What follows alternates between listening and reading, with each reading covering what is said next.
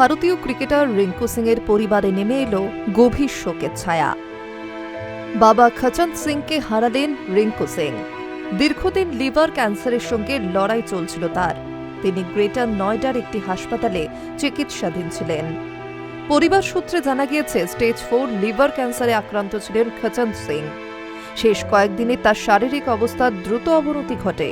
তাকে ভেন্টিলেটরে রাখা হয়েছিল এবং ক্রমাগত রেনাল রিপ্লেসমেন্ট থেরাপির মাধ্যমে স্থিতিশীল রাখার চেষ্টা চালানো হচ্ছিল। চিকিৎসকদের নিবিড় পর্যবেক্ষণে থাকলেও শেষ রক্ষা হল না। এই দুঃসংবাদ আসে এমন সময়ে যখন রিঙ্কু জাতীয় দলের সঙ্গে টি-20 বিশ্বকাপের চূড়ান্ত ব্যস্ততায় রয়েছেন।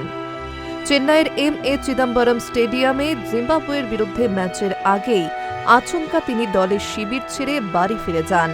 বাবার শারীরিক অবস্থার অবনতি হওয়ায় তাকে জরুরি ভিত্তিতে ডাকা হয়েছিল। উল্লেখ্য, কিছুদিন ধরে ক্যান্সারের সঙ্গে লড়াই করছিলেন খচন্ত সিং।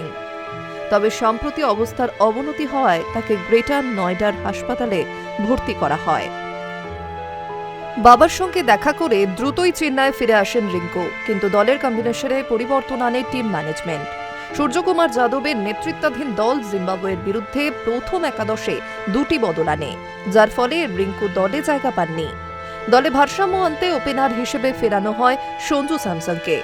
ডানহাতি ব্যাটারের প্রয়োজন থাকায় এই সিদ্ধান্ত নেওয়া হয়।